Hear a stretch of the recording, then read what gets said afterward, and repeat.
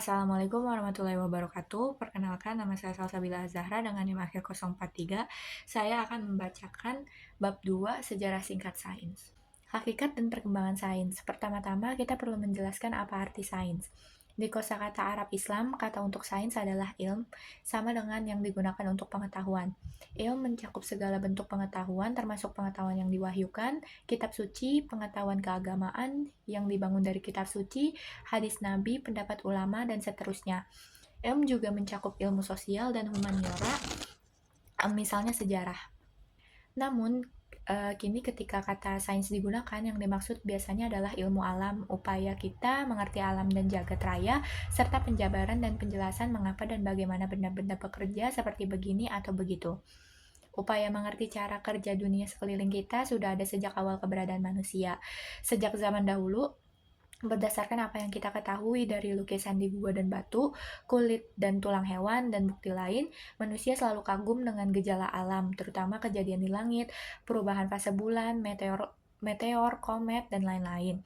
Manusia juga memperhatikan keteraturan di alam, matahari terbit dan terbenam tiap 24 jam, bulan menjalani siklus selama 1 bulan, bintang dan rasi bintang muncul pada musim tertentu secara berulang, dan lain-lain.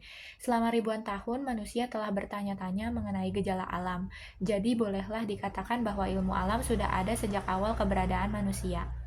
Bersama kemajuan pemikiran manusia, kita jadi mengerti bahwa penjelasan atas gejala alam mesti diatur oleh sejumlah kaidah dan tata cara. Orang tak bisa sekedar menyatakan suatu penjelasan, tak peduli betapapun berilmu atau berwenang dia, harus ada bukti dan alasan untuk penjelasan itu. Memang dalam pemahaman terkini mengenai cara sains bergerak maju, orang mesti mengajukan cara untuk menguji dan memastikan pernyataan, cara agar orang lain bisa mengecek kebenaran pernyataan itu. Prinsip itu bernama falsifiabilitas dan diajukan filsuf sains asal Austria Karl Popper pada 1930-an. Sekarang, sains alam bisa didefinisikan sebagai sekumpulan pengetahuan mengenai dunia yang bermetode, ketat, empiris, atau didasari pengamatan dan percobaan, dan objektif atau tidak bergantung kepada siapa yang melakukan percobaan, pengamatan, perhitungan, atau simulasi. Sains juga sudah mengalami perubahan selama beberapa abad terakhir. Sains mengalami revolusi sains dan menjadi modern. Saya akan jelaskan nanti bagaimana sains modern secara mendasar berbeda dengan sains kuno atau primitif. Contoh, perhatikan bahwa saintis itu kata baru. Pertama kali diciptakan William Whewell pada abad ke-19. Sebelumnya, orang yang meneliti alam dengan cara sains disebut filsuf alam. Maka kita perlu mempelajari perkembangan sains sampai mencapai bentuk modernnya, serta bagaimana dan mengapa sains kadang mendapat penolakan dan sanggahan dari beberapa orang.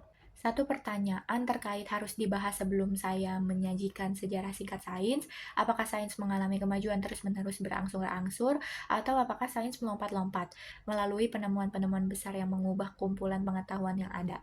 Sejak lama, bahkan sampai pertengahan abad ke-20, sains dipandang mengalami kemajuan perlahan, selangkah demi selangkah, selapis demi selapis.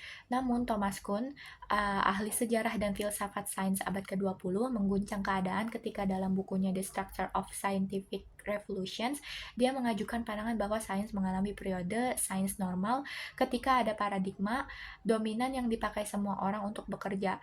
Tapi kemudian kemunculan dan penumpukan keanehan kadang memaksa perombakan serius paradigma dominan atau di satu bidang.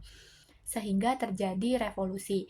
Paradigma baru menggantikan paradigma lama. Jadi kita bisa bilang bahwa sains itu secara umum maju perlahan-lahan tapi kadang melompat. Nah, grafik di bawah ini menggambarkan secara kasar bagaimana saya menjelaskan kemajuan sains menuju kebenaran. Sains kuno, abad ketiga sebelum Masehi sampai abad ke-6 Masehi. Para ahli sejarah memberitahu kita bahwa catatan gejala alam dan kegiatan sosial berbagai bangsa di bumi menunjukkan beberapa kecenderungan umum yang menarik. Pertama, pengetahuan geometri mendasar dan canggih tampak cepat muncul. Teorema Pitagoras, yaitu kuadrat panjang sisi miring, segitiga siku-siku sama dengan hasil penjumlahan kuadrat panjang dua sisi lainnya, diketahui dan digunakan sejumlah budaya dan peradaban, dari Asia dan Timur Tengah sampai Eropa. Kedua, astronomi, karena alasan jelas, adalah sains betulan pertama yang muncul di semua tempat, dari Tiongkok sampai Amerika.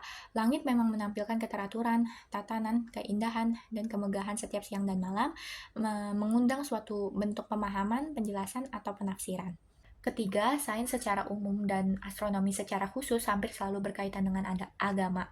Manusia selalu percaya bahwa gejala alam dan jagat adalah tanda-tanda bagi kita dari atas, dan bahwa kita mesti menghubungkan penjabaran sains atas gejala apapun dengan maknanya. Hubungan akrab antara sains dan agama sebenarnya berguna, karena gejala alam atau jagat berkaitan dengan ritual agama, yang kemudian perlu diatur dan pada gilirannya mendorong pertumbuhan astronomi atau astrologi yang membutuhkan matematika yang makin lama makin canggih. Peradaban Mesir atau zaman Firaun membuat kemajuan besar dalam matematika, astronomi, dan kedokteran.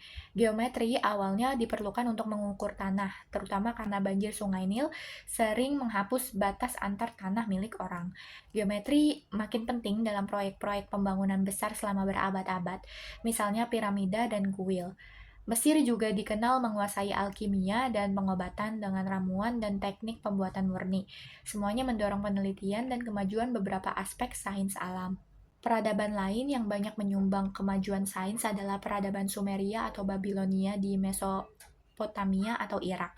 Sejak sekitar 3500 sebelum Masehi, bangsa Sumeria membuat catatan penting pengamatan astronomi di ribuan lempeng tanah liat. Pengetahuan dan penerapan teorema Pythagoras bisa ditemukan di catatan dari sekitar 1800 sebelum Masehi. Orang Babilonia juga ahli astronomi, membuat kalender matahari atau Syamsiah dan bulan atau Komariah, serta tabel Daur untuk memperkirakan kemunculan bulan, planet, dan gerhana.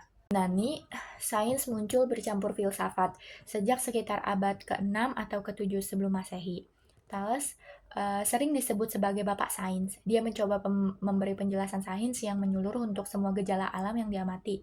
Dia percaya segala hal dapat dihubungkan ke air dalam 3 wujud, cair, padat, dan gas. Contohnya, gempa disebabkan guncangan air tempat daratan mengambang. Thales juga percaya bahwa gejala alam mewakili kehendak ilahi yang mengarahkan segalanya ke tujuan tertentu. Sesudahnya, filsuf atau saintis Yunani mendasarkan pandangan dan teori mereka mengenai alam kepada dua kaidah penting. Yang pertama, alam semesta itu teratur. Kata Yunani, kosmos, alam semesta berarti teratur.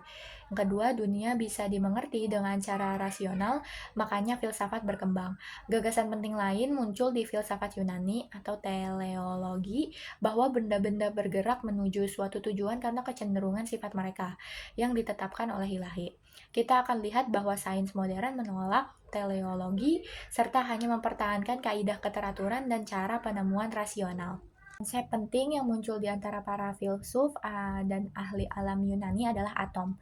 Dari atomos berarti tak bisa dibagi, mewakili bagian terkecil unsur apapun. Pada abad kelima sebelum Masehi, Leucippos memperkenalkan gagasan tersebut. Gagasan atom kemudian diterima dan diperluas muridnya, yaitu Demokritos, kira-kira 460-370 sebelum Masehi. Argumen Yunani untuk menunjukkan bumi itu bulat. Yang pertama, kapal yang bergerak ke arah cakrawala cenderung lenyap dari pandangan secara mendadak, tidak pelan-pelan menyiratkan permukaan bumi melengkung. Dua, para pelancong zaman dahulu sudah memperhatikan bahwa ketika mereka berpergian ke selatan atau di Mesir, posisi bintang-bintang dan rasi bintang berubah banyak, dan malah bisa terlihat rasi-rasi bintang baru yang tak dapat dilihat di utara. Penjelasannya didukung geometri sederhana adalah bahwa bumi mesti berbentuk bulat. Yang nomor 3, Aristoteles mengamati bahwa bayangan bumi yang terlihat di bulan ketika gerhana bulan jelas menunjukkan bentuknya bulat. 4, Aristoteles berhujah bahwa menurut fisika, karena zat padat berat cenderung bergerak menuju pusat bumi atau gravitasi versi dia, maka bumi mesti membentuk dirinya menjadi bola. 5, bola dianggap bentuk paling sempurna, jadi bumi mesti berbentuk bola. Bangsa Yunani juga mengembangkan geometri dan astronomi, mengajukan argumen kuat yang menyatakan bumi itu bulat sejak abad ke-6 sebelum Masehi, dan menghasilkan model geosentris yang terkenal, yang tetap dominan selama hampir 2000 tahun, termasuk di peradaban Islam. Namun perlu diperhatikan juga bahwa Aristarchus dari Samos ialah orang pertama yang mengajukan model heliosentris tata surya, menempatkan matahari di tengah, tapi diabaikan hampir semua ahli astronomi sampai abad ke-16.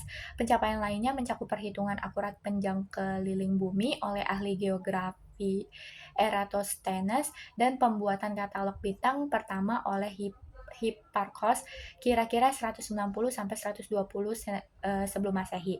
Plato dan Aristoteles selain banyak berkontribusi untuk filsafat juga memajukan metodologi penelitian sains dengan membahas keunggulan dan keabsahan penalaran deduktif dan induktif.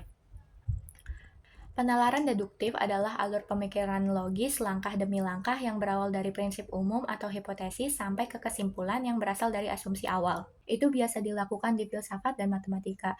Jika titik awalnya benar, maka kesimpulannya akan benar jika deduksi dilakukan menurut aturan logika yang benar. Di sisi lain, penalaran induktif berawal dengan pengamatan, lalu pembuatan aturan umum atau hukum berdasarkan pola yang diamati. Itu cara sains biasanya bekerja atau setidaknya bermula. Pengamatan dan pola mengarah ke pengajuan hipotesis atau hukum yang menjadi sumber kesimpulan yang lalu diuji untuk memeriksa apakah usul hipotesis atau hukumnya tepat. Aristoteles juga memberi banyak sumbangan penting dalam sains, terutama di astronomi atau kosmologi dan biologi, mengajukan teori mengenai langit, juga tentang sebab akibat biologis dan keragaman hayati. Dia banyak mengamati tumbuhan dan hewan, menggolongkan ratusan jenis hewan, dan membedah lusinan hewan. Maka Aristoteles merupakan contoh filsuf saintis yang meneliti dan memberi sumbangan besar ke banyak topik. Di bidang kedokteran, Hippocrates kira-kira 460-370 sebelum Masehi yang dikenal karena Sumpah Hippocrates yang sampai sekarang masih diucapkan dokter dan pekerja medis lain mampu menjabarkan banyak penyakit dan kondisi medis. Dokter Yunani terkenal lain yaitu Galenos 129 sampai kira-kira 200 Masehi mengembangkan teori mengenai tubuh, cara kerja organ tubuh, dan melakukan sejumlah operasi bedah canggih termasuk di mata dan otak. Di Alexandria atau Mesir yang dipengaruhi Yunani, ahli matematika Euclides kira-kira 325-265 sebelum Masehi yang sering disebut Bapak Geometri, memberi metodologi yang mantap untuk matematika berdasarkan aksioma dan teorema. Aksioma adalah asumsi awal yang dipercaya benar tapi tak bisa dibuktikan. Teorema adalah pernyataan yang bisa dibuktikan berawal dari aksioma serta menggunakan aturan dan metode logika. Stoicheia atau Elemen, karya Euclides, dianggap salah satu buku terhebat yang pernah ditulis dan masih digunakan hingga sekarang. Juga di Mesir, Archimedes memberi sumbangan penting bagi matematika, tapi lebih dikenal sebagai ahli fisika dengan karyanya mengenai cairan atau daya apung, dan statika atau kaidah dasar tuas. Tidak banyak yang tahu bahwa peradaban India juga memberi sumbangan besar ke matematika dan sains. Peradaban India punya sejarah panjang dari 4000 sebelum Masehi di lembah Sungai Sindu, di mana telah ditemukan sisa-sisa bangunan kuno yang konstruksinya menunjukkan pengetahuan matematika dan statika, sampai abad ke-15 Masehi ketika Nilakanta Somayaji 1444 sampai 1544 ahli matematika dan astronomi di Kerala membuat model langit yang canggih atau orbit planet sebelum revolusi eliptika Kepler. Sebelumnya, pada abad ke-6 dan ke-7 Masehi, para saintis India memperkenalkan konsep-konsep matematika penting yang dimanfaatkan para saintis Arab Muslim. Aryabhata 476-550 di Aryabhatia memperkenalkan beberapa fungsi trigonometri dasar, termasuk sinus, kosinus, dan kosekan, tabel trigonometri, serta teknik dan prosedur matematika. Pada abad ke-7, Brahmagupta menjelaskan bagaimana 0 digunakan sebagai angka desimal dan pengisi tempat. Sistem angka 0 sampai 9 digunakan para saintis Arab Muslim dimulai oleh Al-Khawarizmi kira-kira 780 sampai 850 sebagai angka Arab dan sesudahnya digunakan hampir universal, dikenal sebagai sistem angka Hindu Arab. Zaman pertengahan abad ke-6 Masehi sampai pertengahan abad ke-16 Masehi. Peradaban Tiongkok juga membentang selama beberapa ribu tahun, mencapai zaman pertengahan, ketika mulai berhubungan dengan peradaban lain, pertama-tama dengan peradaban Arab Muslim, lalu dengan peradaban Barat. Para saintis Tiongkok mendapat banyak penemuan luar biasa dan memberi kontribusi untuk sains dan teknologi termasuk kompas, kertas, roket, dan lain-lain.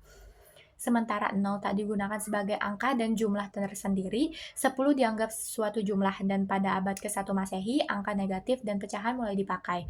Belakangan, para ahli matematika Tiongkok mengembangkan teknik untuk menghitung pangkat 2, pangkat 3, dan pangkat lebih besar lagi untuk menjawab soal linear, kuadrat, dan kubik. Di aljabar dan geometri juga terjadi perkembangan. Di astronomi, pengamatan di Tiongkok adalah rangkaian sinambung terpanjang pengamatan berbagai fenomena, termasuk gerhana, bintik matahari, komet, dan supernova yang paling terkenal pada 1054, menghasilkan apa yang kini tampak sebagai nebula kepiting. Ahli-ahli astronomi Tiongkok juga piawai dalam menghitung posisi planet dan tanggal gerhana. Tak lama sesudah muncul di panggung dunia, Islam menghasilkan zaman keemasan, pengetahuan, dan sains yang berlangsung selama 1000 tahun. Para ahli sejarah dan komentator menunjukkan berbagai faktor yang menjelaskan ledakan kegiatan itu.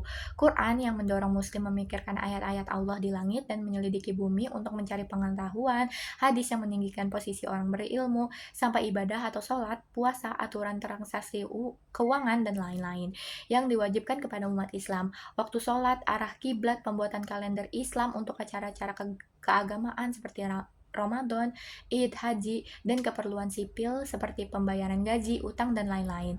Hitungan zakat, pembagian tanah, dan harta waris semuanya memerlukan astronomi, trigonometri, dan juga aljabar. Ketika Al-Hawarizmi menulis buku aljabarnya yang bersejarah Kitab Aljabar wal Muqabalah sekitar 830 Masehi, dia membukanya menggunakan kata-kata yang berhubungan erat dengan kebutuhan keagamaan umat Islam, yaitu kecintaan kepada ilmu yang Allah anugerahkan kepada Imam Al-Ma'mun telah mendorong saya menulis karya singkat, membatasinya kepada apa yang paling mudah dan berguna dalam menghitung, seperti yang selalu dibutuhkan orang dalam perkara waris, pembagian gugatan hukum dan perdagangan, serta urusan mereka satu sama lain.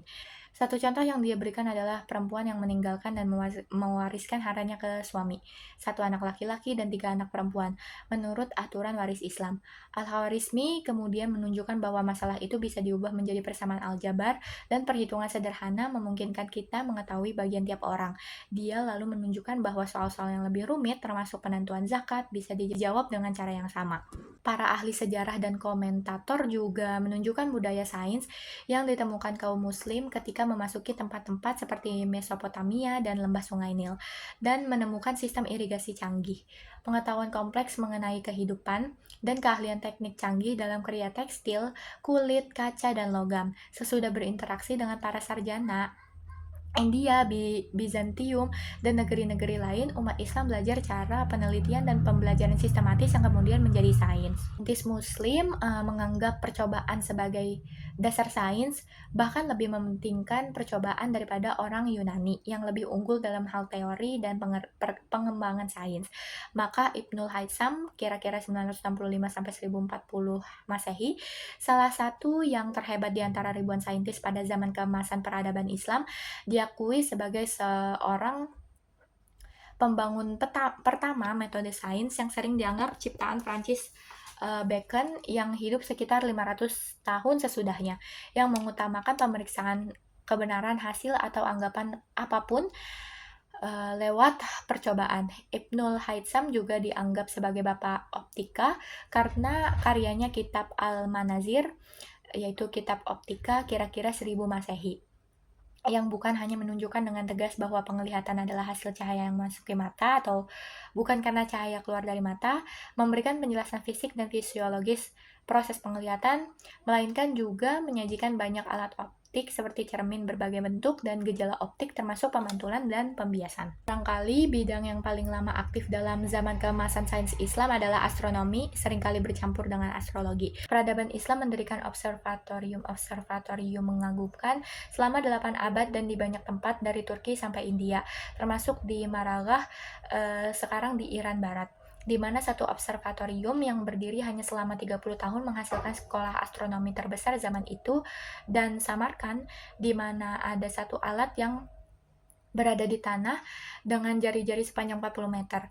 Ahli-ahli astronomi terkenal di peradaban muslim pada masa itu mencakup Al-Batani, wafat 929, Al-Biruni 973 sampai 1048, Ibnu Yunus wafat 1009, Al-Majriti wafat kira-kira 1007, Abdurrahman Sufi 903 sampai 986, Az-Zarqali kira-kira 1029 sampai 1080, Nasiruddin Tusi 1201 sampai 1274, Ibnu Syatir 1304 sampai 1375, Ali Kushi 1403 sampai 1474, Syamsuddin Kafri kira-kira 1470 sampai 1550, dan Taqiyuddin bin Ma'ruf abad ke-16. Ini yang banyak mendapat sumbangan sains muslim adalah kedokteran, yang diubah menjadi sains eksperimental oleh orang-orang seperti Ibnu Sina 980 sampai 1037 yang serba bisa dan pertama kali melakukan uji klinis.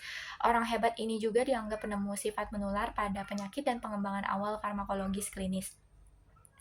Kanun fi al-Tib atau Kanun Kedokteran karya Ibnu Sina menjadi buku pelajaran kedokteran standar di Eropa sampai abad ke-18.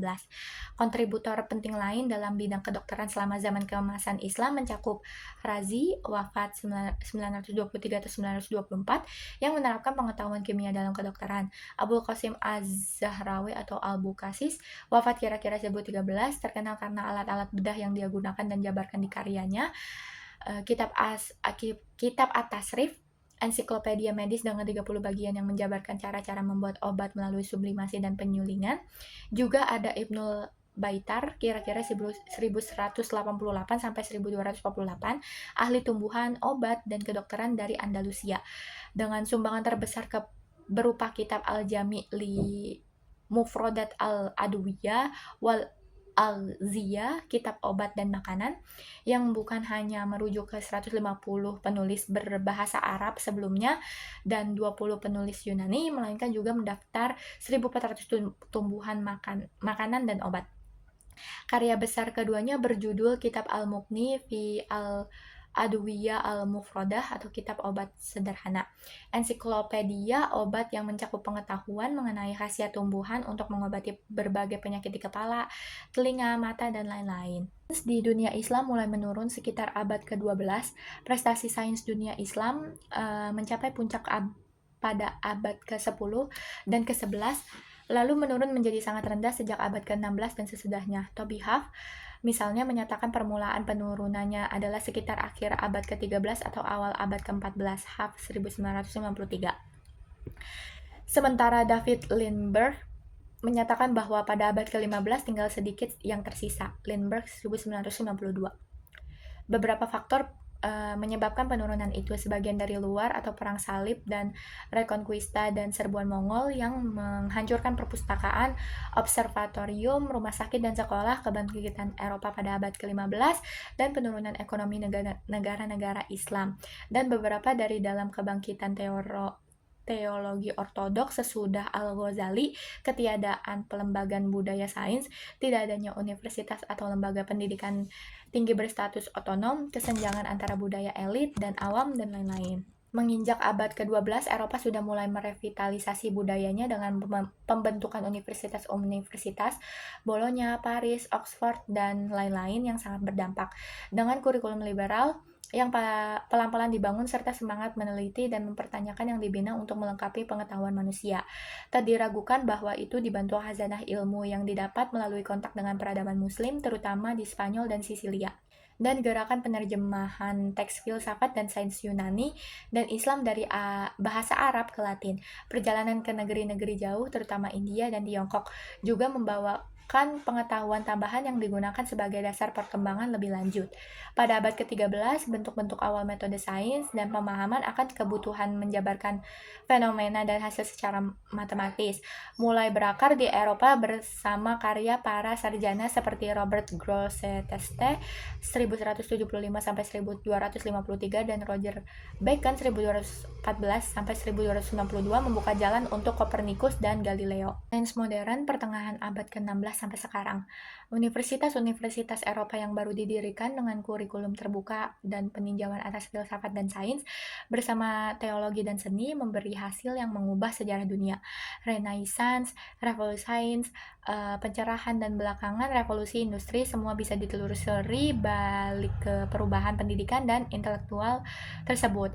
Revolusi sains secara umum dianggap bermula pada 1543 ketika Kopernikus menerbitkan bukunya yang mengubah paradigma The Revolutionibus atau Revolusi Planet Mengelilingi Matahari, di mana dia berargumen berdasarkan teori dan pengamatan bahwa matahari mestilah pusat dunia atau heliosentrisme, bukan bumi geosentrisme. Dengan demikian, dia membuat bumi jadi sekedar planet dan manusia tak lagi menjadi pusat alam semesta.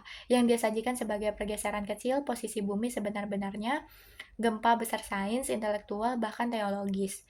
Revolusi sains yang menghadirkan era astronomi modern dan kemudian sains modern secara keseluruhan mencakup sumbangan-sumbangan penting lain dari Kepler, Galileo, dan Newton yang dengan prinsipianya membuat fisika menjadi matematis dengan penggunaan kalkulus, menyatukan hukum langit dan hukum fisika bumi, dan mengubah hakikat sains dari pendekatan zaman pertengahan ke wawasan baru yang modern.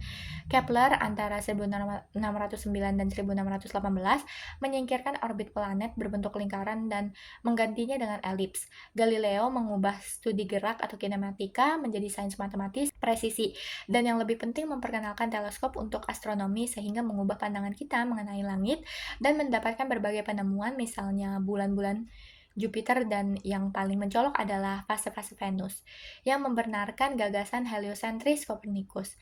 Akibatnya Galileo ditekan oleh Vatikan karena alasan agama atau filsafat, dan dia akhirnya menjadi tahanan rumah seumur hidup, walau itu tak menghalangi dia menulis beberapa bukunya yang paling berpengaruh. Hukum gerak planet Kepler belakangan memungkinkan Newton membangun hukum geraknya dan hukum gravitasi universal, penemuan bahwa cara bumi menarik bulan sehingga bulan bergerak mengelilinginya, atau mengapa bumi mengelilingi matahari, juga merupakan cara jatuhnya benda di bumi.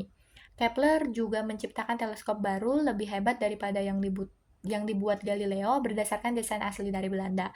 Ada banyak kontributor penting bagi zaman baru sains dan nalar, antara lain Tycho Brahe, Robert Hooke, Christian Huygens, Gottfried Leibniz, dan René Descartes sampai abad ke-18. Abad ke-17 terjadilah pelembagaan sains dengan pembentukan Akademi Sains, perkumpulan para ahli sains tingkat tertinggi yang menyediakan forum untuk membahas gagasan-gagasan baru. Yang pertama dan barangkali paling terkenal adalah Royal Society of London for Improving Natural Knowledge, lebih lazim dikenal sebagai Royal Society, yang didirikan tahun 1660. Di sanalah Newton, Darwin, dan para saintis hebat lainnya menyajikan karya dan berdebat serius. Académie des Sciences Prancis dibentuk pada 1666. Yang lain mengikuti pada abad ke-18 dan ke-19. Akademi Sains dan Sastra Norwegia didirikan pada 1760, Akademi Sains Lisboa, Portugal pada 1779, US National Academy of Science pada 1863, dan seterusnya. Pada abad ke-19 juga terjadi profesionalisasi sains, yaitu kemunculan saintis orang yang karir dan hidupnya ditujukan untuk riset sains. Kala itu, fisika berfokus ke studi listrik dan magnet dengan penemuan awal Faraday, Ohm, dan lain-lain yang berpuncak dengan Maxwell, mempersatukan kedua fenomena itu dalam teori sebagai elektromagnetisme dalam persamaan-persamaan Maxwell. Revolusi sains yang lebih besar lagi terjadi pada abad ke-19 dengan penemuan dan teori baru dalam biologi. Nama paling terkenal yang terkait revolusi itu jelas Charles Darwin, tapi penemuan lain didapat oleh Theodor Swan, Matthias Scheileden, Louis Pasteur, dan Robert Koch. Darwin studi biologi hanya berupa taksonomi, penamaan dan penggolongan di botani dan zoologi. Makhluk hidup atau tumbuhan atau hewan diatur dalam sistem spesies, genus, famili, ordo, kelas, dan seterusnya. Ahli ilmu hayat Swedia Carl von Linné memperkenalkan sistem klasifikasi sederhana buatan yang didasari beberapa ciri utama, tapi sistem itu membutuhkan skema hubungan yang lebih alami dan mendasar. Gagasan evolusi spesies dengan ciri-ciri yang berubah seiring waktu telah dibahas sejak zaman dahulu. Tapi awalnya hanya ada penjelasan kurang jelas mengenai perubahan itu, misalnya lingkungan menimbulkan perubahan. Juga belum jelas apakah benar spesies berubah dan menghasilkan spesies baru. Di Prancis, Lamarck 1744-1829 mengusulkan bahwa spesies memang berubah seiring waktu, mengajukan bahwa perubahan lingkungan atau kekeringan atau cuaca dingin menghasilkan perubahan di beberapa spesies agar bisa menyesuaikan diri, dan beberapa perubahan itu bisa cukup radikal untuk menghasilkan spesies baru. Tahun 1831, Darwin memulai perjalanan bersejarah di atas kapal Beagle, berkeliling dunia dalam 5 tahun dan membawa dia mengamati banyak makhluk hidup, membuat ratusan lembar catatan mengenai ciri-ciri mereka dan perbedaannya dari tempat ke tempat. Dalam perjalanan itu, dia juga menyaksikan efek gempa dan kekuatan alam terhadap berbagai organisme dan lingkungan. Kekayaan informasi itu berikut bacaannya sesudah kembali ke Inggris: An Essay on the Principle of Population. Karya Malthus memungkinkan dia membuat terobosan sejarah. Spesies berevolusi berangsur-angsur akibat perubahan alami, lalu lingkungan menyeleksi dan melestarikan yang paling cocok dengan kondisi alam. Darwin menyimpan sendiri gagasannya untuk sementara, tapi ketika menerima makalah dari Alfred Russel Wallace yang menunjukkan bahwa Wallace pada dasarnya sampai ke kesimpulan yang sama, Darwin buru-buru menulis buku terkenalnya On the Origin of Species, yang bukan hanya menunjukkan bahwa dia mendapat gagasan itu lebih dulu daripada Wallace, melainkan juga banyak-banyak data yang mendukungnya. Dengan murah hati, Darwin menyajikan makalah Wallace. Berikut rangkuman karyanya bersama-sama di Linnean Society, London pada 1 Juli 1858. Dia melanjutkan dengan menerbitkan bukunya pada 1859. Dua terobosan penting lain dalam biologi terjadi pada abad ke-19, yaitu perumusan teori sel sebagai satuan dasar kehidupan dari bakteri sampai organ dalam makhluk hidup, oleh Theodor Schwann dan Matthias Cayleden pada 1838.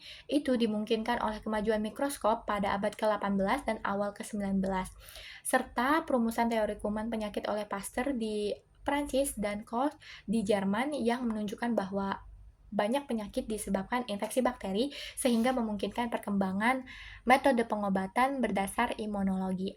Pada abad ke-20, fisika kembali maju dengan beberapa revolusi mengagumkan. Albert Einstein tampil pada 1905 dengan sejumlah makalah terobosan, memperkenalkan teori relativitas yang mengubah banyak hal dan ikut serta dalam revolusi kuantum yang Max Planck awali pada 1900.